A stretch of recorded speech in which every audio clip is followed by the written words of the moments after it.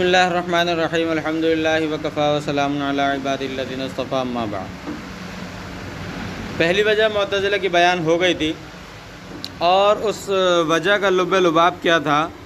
کہ وہ کہتے ہیں کہ مرتکب کبیرہ عذاب کا مستحق ہے، اور عذاب کہتے ہیں خالص دائمی تکلیف کو، جبکہ ثواب جو ہے وہ کہتے ہیں خالص اور دائمی منفعت کو، اور یہ ایک دوسرے کے ضد ہیں، اور ضدین یعنی دو ضد ایک جگہ جمع نہیں ہو سکتی، اجتماع ضدین محال ہے۔ تو اس وجہ سے بھی پتہ چلا کہ وہ اس کو خلود فی النار کی سزا ہوگی مرتکب کبیرہ کو۔ اس کا جواب دے دیا تھا کہ ایک تو دوام کی قید غلط ہے بغیر دلیل کے، مضرتن تو ہے عذاب کی تعریف میں، لیکن دائمتن کی جو قید ہے یہ قید غلط ہے، اس کی کوئی دلیل نہیں ہے۔ دوسرا، یہاں استحقاق کے جو معنی لیے گئے ہیں، یہاں پر یستحق العذاب، یہاں پر استحقاق کے معنی لزوم کے لیے ہیں، انہوں نے وجوب کے لیے ہیں، جبکہ یہ معنی قرآن کی آیت جو ہم نے ان اللہ لا یغفر ان یشرک بہ ویغفر ما دون ذلک لمن یشاء، یہ آیت بیان کی ہے۔ اسی آیت کو دیکھ لیں تو یہ جو استحقاق کے معنی استیجاب یعنی وجوب کے، یہ معنی غلط ہے، یہ آیت بتا رہی ہے۔ اس کے علاوہ اور بہت سارے بے شمار وہ آیتیں جو مرتکب کبیرہ کے مومن ہونے پر دلالت کرتی ہیں، وہ سب اس بات پر دلالت کرتی ہیں کہ یہاں استیجاب یعنی وجوب والے معنی، مطلب یہ کہ عذاب دینا اس کو واجب ہے، یہ معنی غلط ہے۔ ٹھیک ہے، اصل میں ثواب اللہ تبارک و تعالی کی طرف سے ایک فضل ہے، عذاب اگر اللہ تعالیٰ دیتے ہیں تو یہ عدل ہے، یعنی مرتکب کبیرہ کو اگر عذاب دیا جاتا ہے تو یہ عدل کا تقاضا ہے، اور اگر اس کو ثواب دیا جاتا ہے تو یہ فضل کا تقاضا، یہ فضل ہے۔ سمجھ میں آ رہی ہے نا؟ تو اسی طرح یہ عدل اور فضل ہے۔ ظلم کا تو کوئی نام و نشان یا کوئی کہانی نہیں اللہ تعالیٰ کے دربار میں۔ اللہ تعالیٰ کے دربار میں عدل ہے اور فضل ہے۔ فرماتے فَإِن شَاءَ عَفَا وَإِن شَاءَ عَذَّبَهُ مُدَّةً ثُمَّ يُدْخِلُهُ الْجَنَّةَ، کہ چاہیں تو اس کو اللہ تعالیٰ معاف فرما دے، یعنی بغیر عذاب دیے ہی جنت میں داخل فرما دے براہ راست، اور چاہیں تو کچھ مدت اس کو عذاب دے، ثُمَّ يُدْخِلُهُ الْجَنَّةَ، اور پھر اس کو جنت میں داخل فرما دے۔ پھر یہاں پر بھی یہ اختلاف ہوتا ہے، اگرچہ ادھر شرع عقائد کی بحث میں نہیں ہے، مگر یہ اختلاف ہوتا ہے بہرحال کہ کافر اور مومن کو جو عذاب دیا جائے گا، عذاب کافر کو بھی دیا جا رہا ہے جہنم میں، مومن کو بھی دیا جا رہا ہے جہنم میں، تو فرق کیا ہوا دونوں میں فرق کیا ہوا؟ آپ کے پاس کیا معلومات ہے اس کے متعلق؟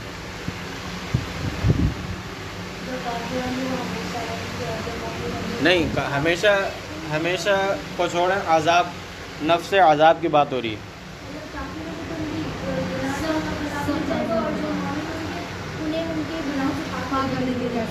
جی ہاں، شاباش، یعنی کافروں کو عذاب برائے تعذیب ہوگا،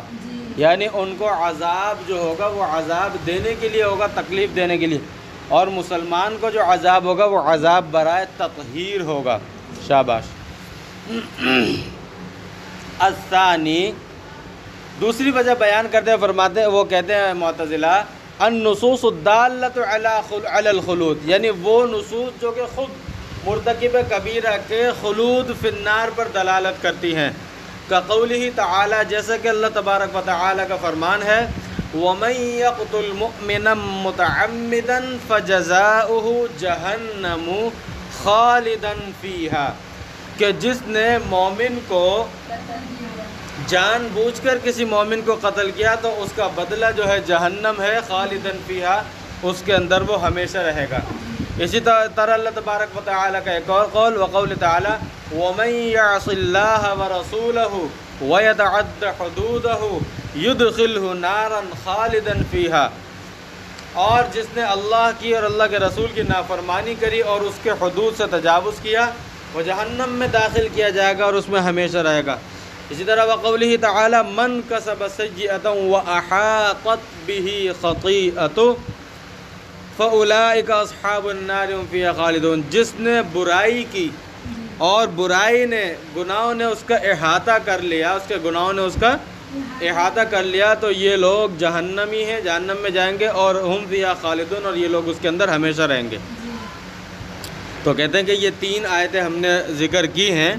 ان 3 آیتوں سے پتہ چل رہا ہے کہ مرتکب کبیرہ، ظاہر سی بات ہے قتل کفر نہیں ہے۔ قتل مومن اگر حلال سمجھ کر نہ ہو تو قتل مومن کفر نہیں ہے، کبیرہ گناہ تو ہے مگر کفر نہیں ہے۔ اسی طرح اللہ تبارک اللہ اور اللہ کے رسول کی نافرمانی اگر کفر سے ہٹ کر ہو تو ظاہر سی بات ہے وہ کفر نہیں ہے، لیکن نافرمانی تو بہرحال مرتکب کبیرہ بھی جو کر رہا ہے وہ بھی کر تو نافرمانی رہا ہے نا۔ اسی طرح عام ہے، کہتے ہیں سیئہ کہتے ہیں کہ گناہوں کو، چھوٹے گناہوں کو، یعنی کفر سے کم درجے گناہوں کو۔ تو کہتے ہیں یہاں پر بھی ان کو خالدین فیہا خالدون کہا گیا ہے، تو اس سے پتہ چلتا ہے کہ مرتکب کبیرہ کو جو عذاب ہوگا وہ ہمیشہ ہوگا۔ اب اس کے جوابات ذرا سنیں کیا ہیں۔ والجواب، شارح فرماتے ہیں ان قاتل المؤمن لکونہ مؤمنا لا یکون الا کافرا، فرماتے ہیں کہ مومن کو قتل کرنے والا مومن کو اس کے مومن ہونے کی وجہ سے قتل کرنے والا، مومن کو اس کے مومن ہونے کی وجہ سے قتل کرنے والا، مومن کو اس کے مومن ہونے کی وجہ سے قتل کرنے والا کافر ہی ہو سکتا ہے۔ یعنی مومن کو اس کے مومن ہونے کی وجہ سے کافر ہی قتل کرے گا نا، کوئی مومن کسی مومن کو مومن ہونے کی وجہ سے تھوڑی قتل کرے گا۔ تو کہتے ہیں کہ مومن کو اس کے مومن ہونے کی وجہ سے قتل جو کرے گا تو وہ تو کافر ہی کرے گا، اور کافر کے لیے تو یہ سزا ہے۔ دوسرا جواب اس کا یہ ہے، اسی دلیل کا دوسرا جواب یہ ہے، یہ جواب نوٹ کریے گا سارے جوابات، کہ یہاں پر جو فرمایا یہ اس صورت میں جب مومن کو کوئی شخص مومن کے قتل کو حلال سمجھ کر کرے، جب مومن کے قتل کو کوئی شخص حلال سمجھ کر اور جائز سمجھ کر قتل کرے تو ظاہر سی بات ہے مستحل صغیرہ بھی کافر ہوتا ہے، تو پھر یہ تو مستحل کبیرہ ہوا، استحلال کیا، اور استحلال کا پیچھے بیان کر چکے ہیں کہ استحلال معصیت جو ہے یہ کفر ہے، تو اس صورت میں بھی یہ سزا خالدن فیہا، اس کے اوپر کوئی اعتراض نہیں۔ ہاں، اور پھر یہ بات یہاں آتی ہے کہ اگر اس سے مراد یعنی جو حلال سمجھ کر بھی نہیں کر رہا اور اس مومن کو مومن ہونے کی وجہ سے بھی نہیں کر رہا، کسی اور وجہ سے قتل کر رہا ہے مومن کو، کوئی دنیاوی معاملہ تھا، کوئی اور معاملہ تھا، وہ اس کو قتل کر رہا ہے غصے کی وجہ سے، حیا کی وجہ سے، غیرت کی وجہ سے، اس صورت میں پھر کیا حکم ہوگا؟ تو اس صورت میں کہ یہ بطور زجر و توبیخ و تنبیہ کے، سمجھ میں آ رہی ہے نا، شدت بیان کرنے کے لیے یہاں پر بیان کیا گیا، اور دوسرا یہاں پر خالدن سے مکث طویل مراد ہے، خالدن سے مکث طویل مراد ہے، یعنی بہت لمبا عرصہ وہ جو ہے جہنم میں پڑا رہے گا، اس کے بعد پھر بہرحال نکلے گا۔ مکث طویل لفظ خلود مکث طویل کے لیے استعمال ہوتا ہے، اس کی مثال آگے شارح نے بیان کی ہے۔ مکث طویل، مکث میم کاف تا، یعنی ٹھہرنا۔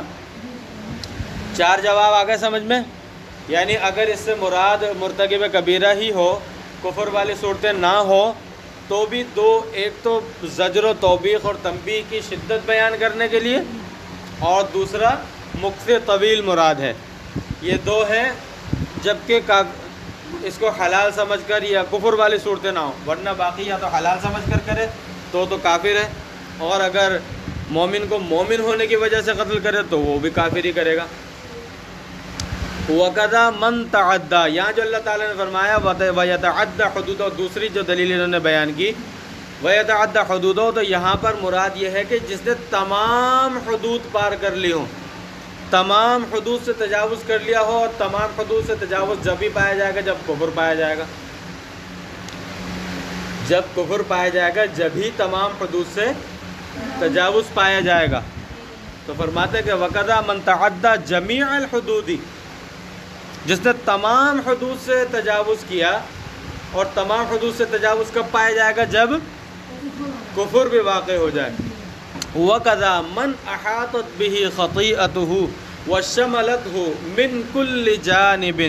اور فرمایا کہ اسی طرح گناہوں نے پورا اس کو احاطہ کر لیا اور ہر طرف سے اس کو گناہوں نے گھیر لیا ہو، اور یہ بھی اسی وقت پایا جائے گا جب کہ کفر صادر ہو جائے۔ بھئی اگر ایمان باقی ہے، عمل خیر باقی ہے کہ نہیں، تو یہ راستہ ایمان والا راستہ تو پھر بھی کھلا رہ گیا نا، یہاں پر تو نافرمانی نہیں آئی ایمان والے راستے میں، لہذا پورا چاروں طرف سے مکمل طور سے احاطہ نہیں پایا گیا، چاروں طرف سے احاطہ نہیں پایا گیا۔ حدود منہیات سے تجاوز کرتا گیا۔ اگر کسی نے کفر اختیار نہیں کیا تو بھی یہ تمام حدود سے تجاوز نہیں کہلائے گا، یعنی آخری حد جو ہے وہ کیا ہے؟ کفر ہے۔ تو اگر کسی نے کفر اختیار نہیں کیا تو تمام حدود سے تجاوز نہیں ہوگا، آخری تمام حدود سے تجاوز جب ہی ہوگا نا جب پہلی سے لے کر آخری حد بھی پار ہو گئی ہو، اور وہ آخری حد کفر ہے۔ اگر کسی نے یہاں پر مراد تمام حدود کا پار کرنا، یعنی آخری حد بھی پار کر لی ہو، یعنی کفر کا ارتکاب کر لیا ہو، تو جب کفر کا ارتکاب کر لیا تو اس کے لیے تو یہ خلود فی النار کی سزا ہے۔ آ گئی نا سمجھ میں؟ وَيَتَعَدَّ حُدُودَهُ کا جواب بھی، اور وَأَحَاطَتْ بِهِ خَطِيئَتُهُ کا جواب بھی۔ یہ ایک جواب شارح نے دیا ہے تینوں دلیلوں کا۔ کون سا جواب آپ سمجھ میں نہیں آیا؟ یعنی چاروں طرف سے گناہ گھیر لیں، یہ اس وقت پایا جائے گا جب کہ ایمان بھی باقی نہ رہے باقی، کیونکہ اگر ایمان باقی رہا تو ایمان بھی عمل خیر ہے، جب ایمان باقی رہا تو ایمان کی طرف والا حصہ وہ تو اس کا نافرمانی میں نہیں آیا نا، وہاں پہ تو نافرمانی آئی ہی نہیں ہے کیونکہ عمل خیر موجود ہے۔ تو اب یہ چاروں طرف سے تو گھیرا نہیں پایا گیا نا، ایک طرف سے تو دروازہ کھلا ہوا ہے نا، چاروں طرف سے گھیرا جب ہی پایا جائے گا، یعنی گول دائرہ مکمل جب ہی ہوگا جب ایمان بھی نہ ہو، اس کی جگہ کفر آ جائے۔ سمجھ میں آ رہی ہے؟ تو جب کفر آ جائے گا، اور یہاں پر فرماتے شارح کہ آیت میں مراد وہی ہے کہ چاروں طرف سے گھیر لیا ہو، یعنی ایمان بھی باقی نہ رہا ہو، کفر اختیار کر لیا ہو، یہ ان کی سزائیں بیان کی جا رہی ہیں۔ اور کہتے ہیں کہ اچھا چلو تمہاری بات ہم یہ مان لیتے ہیں کہ نہیں جی یہ تو مرتکب کبیرہ کی سزا بیان کی ہے، یہ تو یہاں تو مرتکب کبیرہ کے متعلق بیان کی ہے سزا، ہم چلو تمہاری بات مان لیتے ہیں۔ تو یہاں پر مراد یہ ہے وَلَوْ سُلِّمَ، اگر یہ بات تسلیم کر بھی لی جائے تو فَالْخُلُودُ وَقَدْ يُسْتَعْمَلُ فِي الْمُكْثِ الطَّوِيلِ، لفظ خلود مکث طویل کے معنی میں استعمال ہوتا ہے، لفظ خلود مکث طویل کے معنی میں استعمال ہوتا ہے۔ كَقَوْلِهِمْ، جیسا کہ عرب کا قول ہے، سجن مخلد، سجن مخلد کس کے لیے استعمال ہوتا ہے؟ سجن مخلد عمر قید کے لیے، سجن مخلد اہل عرب عمر قید کی سزا کے لیے استعمال کرتے ہیں، اور عمر قید کی سزا کتنے سال؟ 27 سال یا 25 سال، 27 سال ایسے ہوتی ہے۔ ہاں، اور اگر چلو کسی کو ہوئی بھی تو موت تک کی سزا ہوتی ہے، موت کے بعد کی تو نہیں ہے نا، خلود کے معنی تو پھر بھی نہیں پائے گا۔ ویسے عمر قید کی سزا ہر جگہ یہی 25-27 سال ہے۔ تو سجن مخلد اہل عرب عمر قید کے لیے استعمال کرتے ہیں۔ یہاں پر پتہ چلا مخلد یعنی لفظ خلود مکث طویل کے معنی میں استعمال ہو رہا ہے۔ کس کے معنی میں؟ عمر قید کی سزا کے لیے استعمال ہوتا ہے، یہ خود اس بات پر دلیل ہے، عمر قید کی سزا متعین ہے، تو یہ خود اس بات یا تو پھر وہ لفظ کو بدل دیتے اگر عمر قید کی سزا متعین نہ ہوتی، تو متعین ہے پھر بھی اس کا استعمال کر رہے ہیں، تو پتہ چلا لفظ خلود مکث طویل کے معنی میں بھی استعمال ہوتا ہے جب ہی اس کا استعمال کیا جاتا ہے۔ سمجھ میں آ رہی ہے؟ چلو وہ کہتے ہیں کہ نہیں جی، تیسرا جواب شارح اپنی ترتیب سے دے رہے ہیں، وہ کہتے ہیں کہ نہیں جی مکث طویل کے معنی نہیں ہے، خلود سے مراد ہمیشہ ہمیشہ رہنا ہی ہے، مکث طویل یہاں مراد نہیں ہے۔ شارح کہتے ہیں چلو اگر ہم تمہاری یہ بات بھی مان لیں تو اب بات پھر وہی آ جاتی ہے کہ یہ نصوص تمہارے قول کے مطابق خلود فی النار کی سزا پر دلالت کر رہی ہیں، اور دوسری جانب بھی ادلہ قطعیہ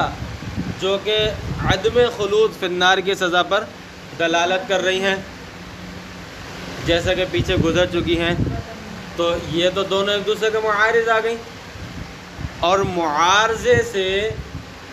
اب نکلنے کا کیا طریقہ ہے؟ معارضے سے نکلنے کا کیا طریقہ ہے؟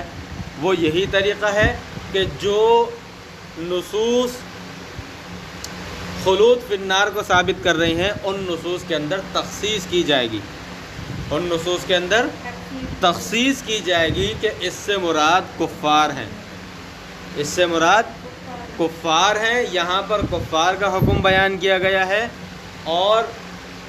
اس میں وہ مرتکبین کبیرہ داخل نہیں ہے، چونکہ دوسری نصوص قطعیہ ادلہ قطعیہ ان کے عدم خلود پر دلالت کریں، لہذا معارضے کی صورت میں، تعارض کی صورت میں تعارض کس طرح اٹھایا جاتا ہے کہ تخصیص کی جاتی ہے، لہذا اس لیے یہ تین جواب دیے ہیں شارح نے۔ آ گئی سمجھ میں؟ تینوں جواب آئے آپ کو سمجھ میں؟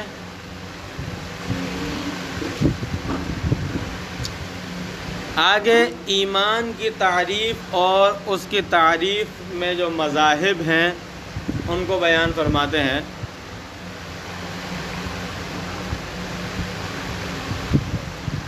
آ رہی ہے بات سمجھ میں؟ آگے فرماتے والایمان، ماتن رحمۃ اللہ علیہ فرماتے ہیں کہ اور ایمان فی اللغتی، شارح فرماتے ہیں لغت میں ایمان کسے کہتے ہیں؟ التصدیق، لغوی معنی لغوی اعتبار سے ایمان کی تعریف تصدیق ہے، ایمان کی تعریف تصدیق ہے، ای اذعان حکم المخبر وقبولہ وجعلہ صادقا، یعنی مخبر کے حکم کا یقین کرنا، اذعان معنی مخبر کے حکم کا یقین کرنا اور اس کو قبول کرنا، وجعلہ صادقا، اور اس کو یعنی مخبر کو سچا کہنا اور سچا ماننا۔ لغوی اعتبار سے تصدیق کی تعریف یہ، ایمان کی تعریف لغوی اعتبار سے تصدیق ہے، اور تصدیق کسے کہتے ہیں؟ مخبر کی خبر کو یا مخبر کے حکم کا یقین رکھنا، اس کو ماننا،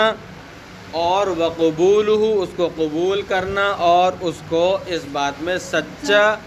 ماننا اور سچا خیال کرنا، یہ تصدیق کا مطلب ہے۔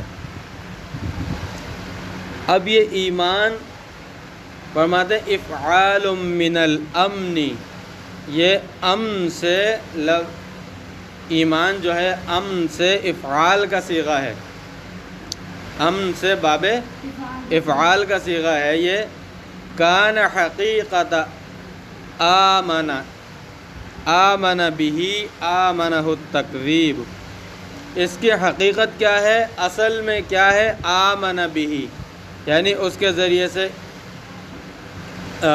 امن حاصل کیا، امنہ التکذیب، یعنی تکذیب سے اس کو امن حاصل ہو گیا، تکذیب سے یعنی جھوٹ سے، انکار سے اس کو کیا حاصل ہو گیا؟ امن حاصل ہو گیا، اور دوسرے الفاظ میں یوں کہہ لیں کہ تکذیب سے وہ مامون ہو گیا، جھٹلائے جانے سے وہ کیا ہو گیا؟ مامون ہو گیا۔ والمخالفۃ یعدی باللام،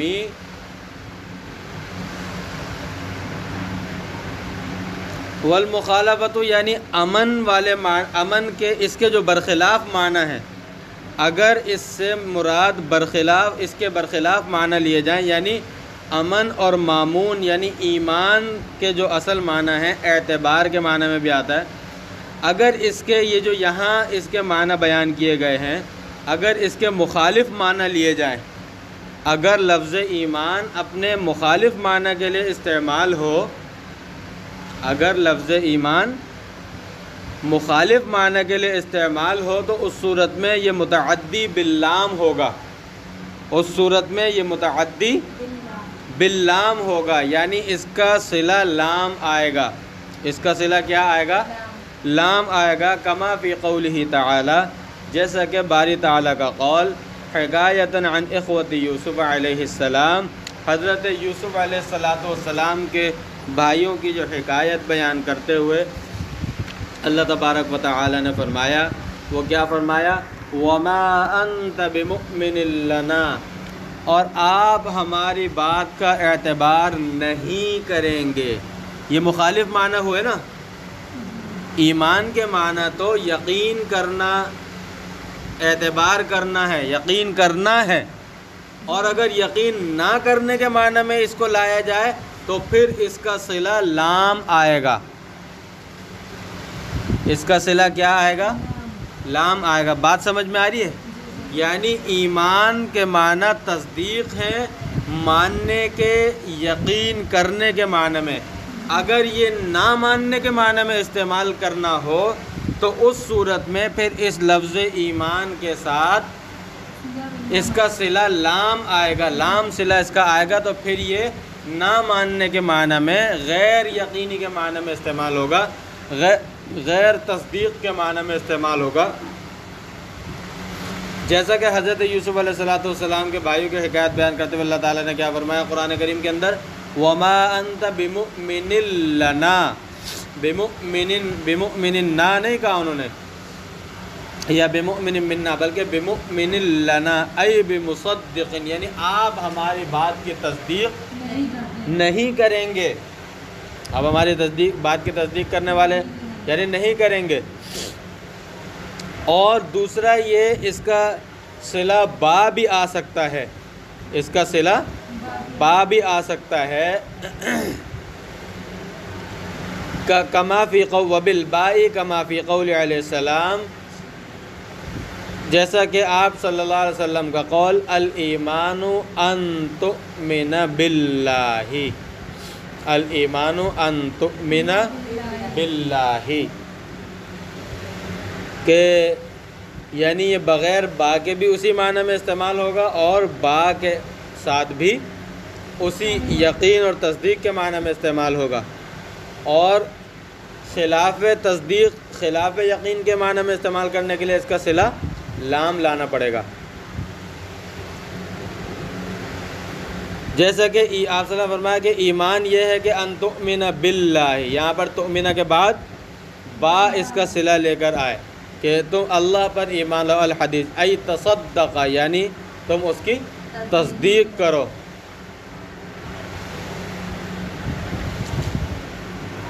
آگے فرماتے ہیں، شارح فرماتے ہیں وَلَيْسَتْ حَقِيقَةُ التَّصْدِيقِ أَن تَقَعَ فِي الْقَلْبِ نِسْبَةَ الصِّدْقِ إِلَى الْخَبْرِ أَوِ الْمُخْبِرِ مِنْ غَيْرِ إِذْعَانٍ وَقُبُولٍ بل هو اذعان وقبول ذلك بحيث يقع عليه اسم التسليم على ما صرح به الامام الغزالی۔ یہاں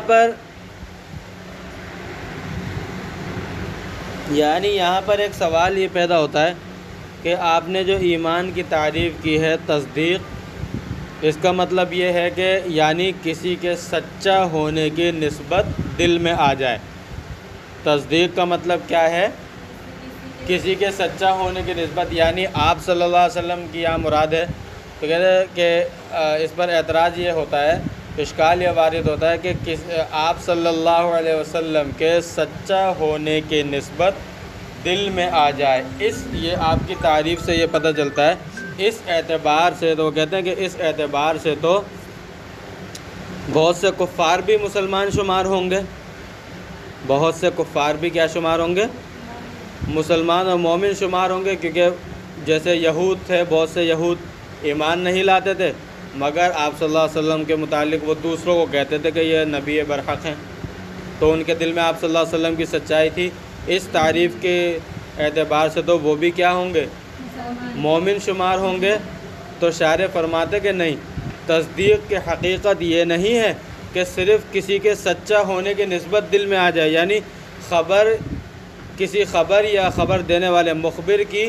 سچائی بغیر یقین اور بغیر قبول کیے، یعنی یقین اور قبول کیے بغیر صرف کسی کی یعنی خبر کی یا خبر دینے والے کی سچائی کا دل میں آ جانا، یہ جو ہے تصدیق کی حقیقت نہیں ہے، بلکہ تصدیق کی حقیقت یہ ہے کہ اس کے سچا ہونے کا یقین ہو اور اس کی سچائی کو قبول بھی کیا جائے، اس کے سچا ہونے کا یقین ہو اور اس کی سچائی کو قبول بھی کیا جائے۔ اس طور پر بحیث یقع علیہ اسم التسلیم کے اس کے اوپر اس میں یعنی تسلیم کا نام اس پر ثابت ہو سکے، تسلیم یوں کہا جا سکے کہ اس نے تسلیم کیا ہے، یعنی تسلیم کرنے کا لفظ اس پر صادق آ سکے، اور وہ جبھی آئے گا جب یقین اور قبول دونوں ہوں گے، سچائی کا یقین اور یقین بھی ہوگا اور وہ اس کو قبول بھی کر لے گا، جبھی یہ کہا جائے گا کہ ہاں اس نے تسلیم کر لیا۔ تو تسلیم کا نام اس پر جو ہے ثابت ہو سکے، علی ما صرح بوجہ امام غزالی رحمۃ اللہ علیہ نے جو تصریح کی ہے، انہوں نے اسی بات کو بیان کیا ہے۔ تو اس وجہ سے یعنی اس صورت میں صرف نسبت صدق کا دل میں آ جانا یہ تصدیق کی حقیقت نہیں ہے، بلکہ تصدیق کی حقیقت میں جیسا کہ لغوی تعریف بھی ہم نے بیان کی ہے، تو اس کے اندر اذعان اور قبول داخل ہے۔ وآخر دعوانا الحمدللہ رب العالمین۔